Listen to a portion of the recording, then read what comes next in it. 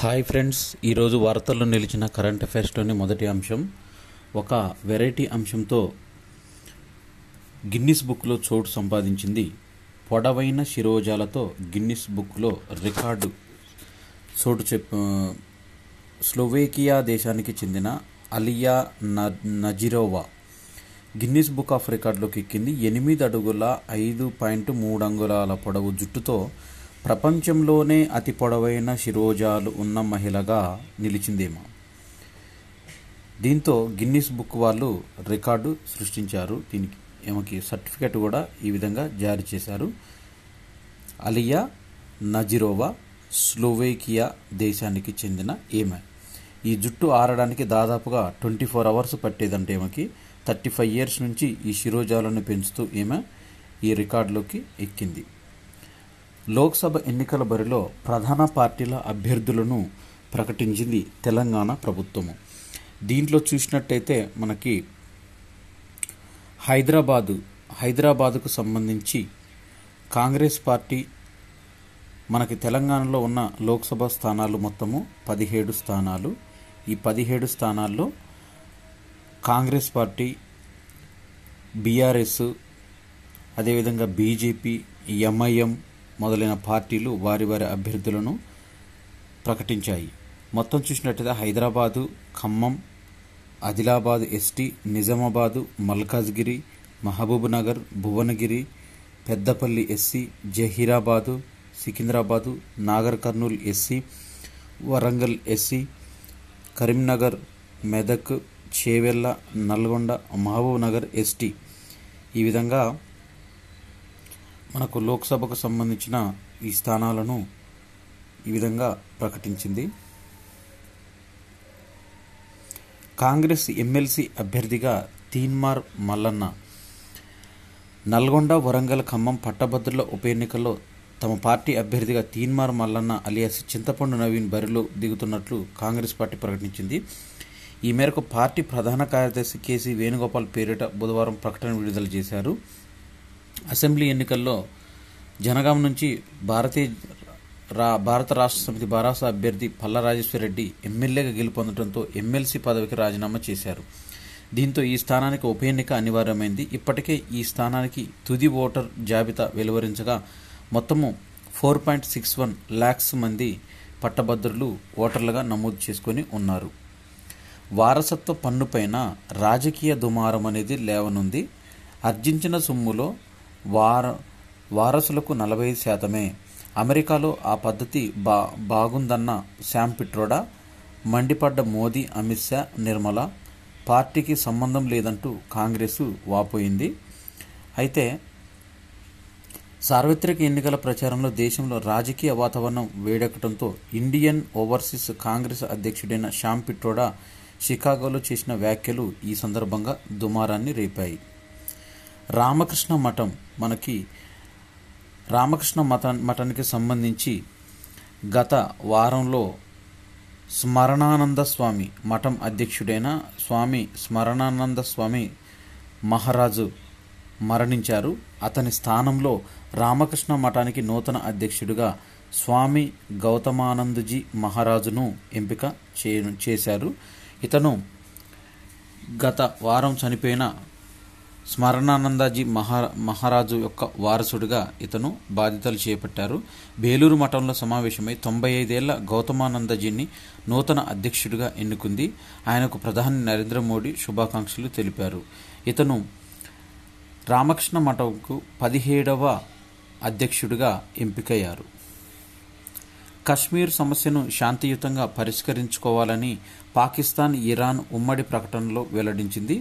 దీనికి సంబంధించి కశ్మీర్ సమస్యను తన ప్రాంత ప్రజల అభిష్ట మేరకు అంతర్జాతీయ చట్టాలకు అనుగుణంగా శాంతియుత మార్గాల చర్చల ద్వారా పరిష్కరించుకోవాల్సిన అవసరం ఉందని నొక్కి చెప్పాయి. ఎన్నికల బాండ్ల పథకం అనేది ఒక భారీ కుంభకోణమే అంటూ రాజకీయ పార్టీలు, కార్పొరేట్ల మధ్య నీకిది నాకది అని తరహా అక్రమాలకు మార్గం వేసిందని, కోర్టు పర్యవేక్షణలో ప్రత్యేక దర్యాప్తు జరిపించాలని సర్వోన్నత న్యాయస్థానంలో పిటిషన్ను దాఖలు చేశారు.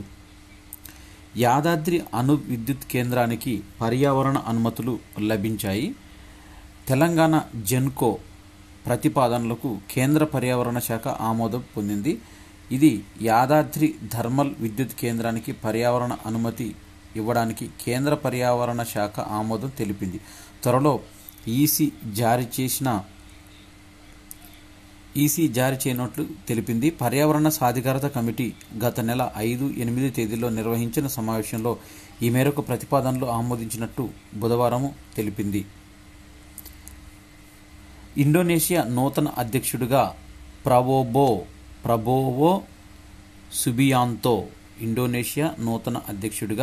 ప్రబోవో సుబియాంతో ఎన్నికయ్యారు. ఆయన ఈ ఏడాది అక్టోబర్లో బాధ్యతలు చేపట్టనున్నారు. సుబియాంతో ప్రస్తుతం ఇండోనేషియా రక్షణ మంత్రిగా ఉన్నారు. వాస్తవానికి అధ్యక్షుడిగా ఆయన ఎన్నిక ఈ నెల 20న ఎన్నికల సంఘం ప్రాథమికంగా ప్రకటించింది. అధ్యక్ష ఎన్నికల్లో ఆయనకు 58.6% ఓట్లన్నీ వచ్చినట్టు తెలిపింది. అయితే అధ్యక్ష పదవికి పోటీ పడిన మరో 2 నేతలు అనీస్ బస్వెదన్, గంజర్ ప్రణోవో ఆ ప్రకటనను ఆపేక్షించారు. ఈవీఎం, వీవీప్యాట్ల విడి పరికరాల తయారీదారుల వివరాలను మేం బహిర్గత పరచలేమంటూ ECIL, electronic corporation of Indian limited అయిన ECIL, BEL, Bharat electronic limited, BEL, electronic corporation of India limited, ECIL ఇవి దేశంలో ప్రతి చోట జరిగే ఎలక్ట్రానిక్ ఓటింగ్ మిషన్ల తయారీలో ఇవి పాల్పంచుకుంటున్నాయి. ఈ సందర్భంగా వీళ్ళు EVM, VVPAT, voter verifiable paper audit trial, VVPAT పూర్తి పేరు. ఈ వీవీప్యాట్లు ఈవీఎంల యంత్రాల విడి పరికరాల తయారీదారుల వివరాలను బహిర్గత పరచలేమంటూ ఈసీఐఎల్, బెల్ స్పష్టీకరించింది. ఇది ఈ విధంగా ఒకవేళ తెలిపినట్టయితే ఇది సమాచార హక్కు చట్టంలోని సెక్షన్ 8 సబ్సెక్షన్ 1D వాణిజ్య విశ్వాసము, గోప్యత, మేధో సంపత్తితో కూడిన సమాచారాన్ని బహిర్గతం చేయకుండా మినహాయింపిస్తుందని, దీని ప్రకారం ఈ సమాచారాన్ని తెలియజేయడానికి నిరాకరిస్తున్నట్టు సదరు కంపెనీలు తెలిపాయి.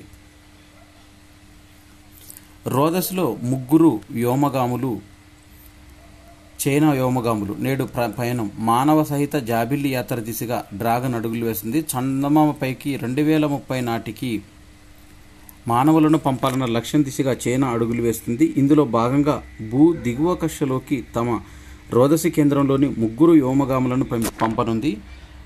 ఆ వ్యోమనౌక పేరు షెంజౌ 18 అనే వ్యోమనౌక ద్వారా వీరిని పంపుతారు.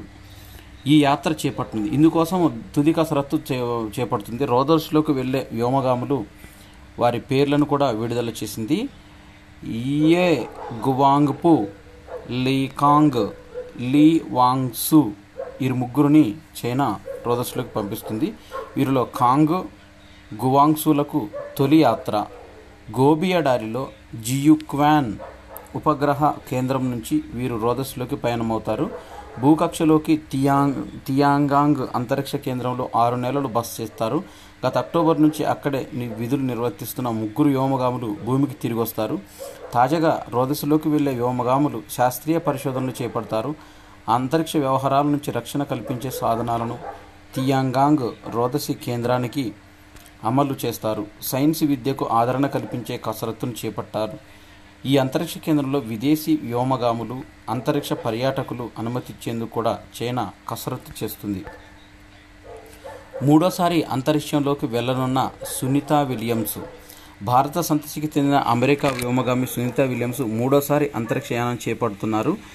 ఈసారి ఆమెతో పాటు బట్చ్ విల్మోర్ కూడా వెళ్లనున్నారు. వారం పాటు అంతర్జాతీయ అంతరిక్ష కేంద్రం ఇంటర్నేషనల్ స్పేస్ సెంటర్లో ఉంటారు. వారిద్దరూ బోయింగ్ సంస్థకు చెందిన స్టార్ లైనర్ వ్యోమనౌకలో మే 6న నింగిలోకి పయనం కానున్నారు.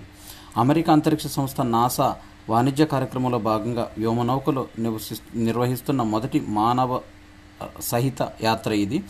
దీనిలో భాగంగా స్టార్ లైనర్ సామర్థ్యాలను పరిశీలించనున్నారు. ఇది విజయవంతమైతే ఇంటర్నేషనల్ స్పేస్ స్టేషన్కి వ్యోమగాములను పంపే మిషన్ల కోసం ఆ వ్యోమనౌక సర్టిఫై చేసే ప్రక్రియను నాసా ప్రారంభిస్తుంది.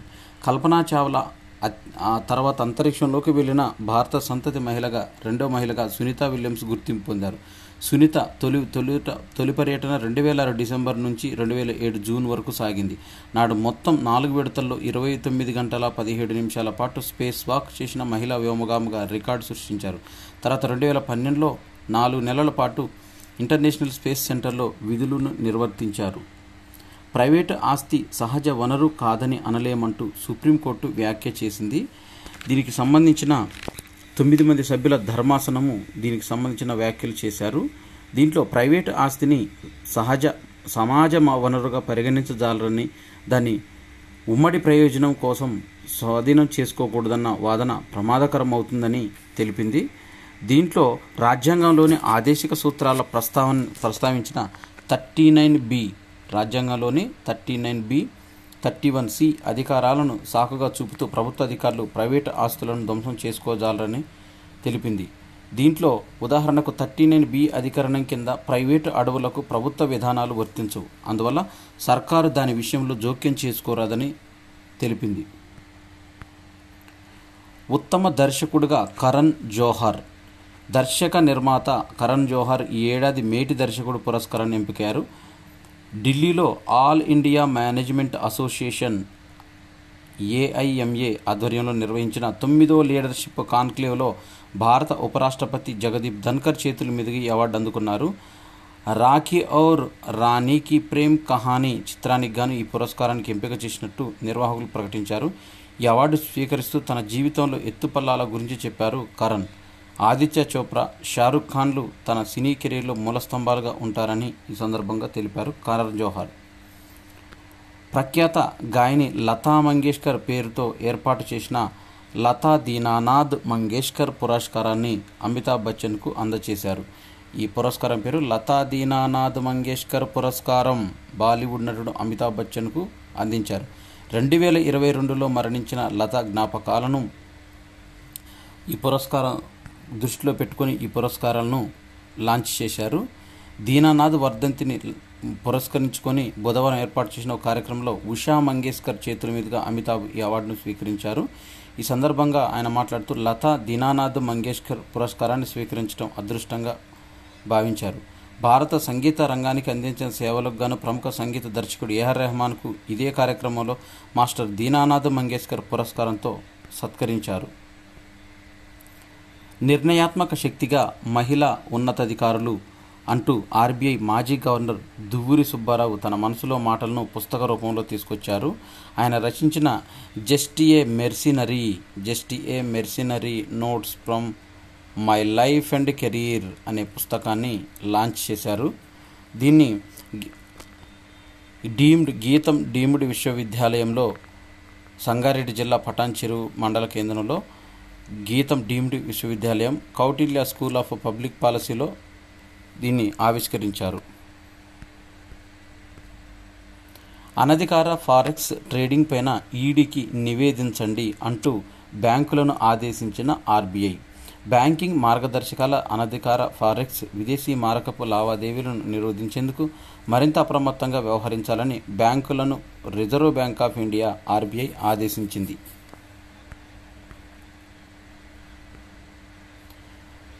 స్పోర్ట్స్కు సంబంధించిన కరెంట్ అఫైర్స్ చూసినట్టయితే దీంట్లో ఆసియా అండర్-20 అథ్లెటిక్ ఛాంపియన్షిప్ అనేది జరుగుతుంది.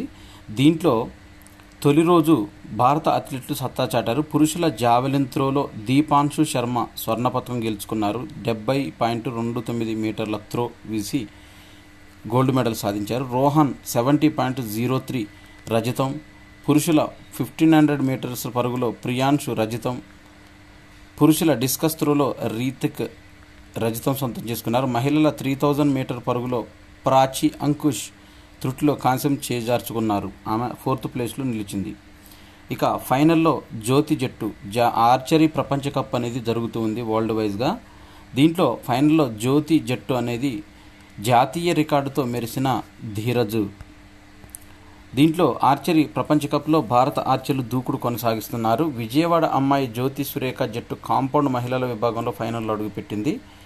దీంతో అతిథి సెమిస్ పర్నీత్ కౌర్ త్రయం 235-230 తేడాతో ఎస్తోనియాపై విజయం సాధించారు. టాప్ సీడ్ భారత్ 5వ సీడ్ ప్రత్యర్థిపైన మెరుగైన ప్రదర్శన చేసింది.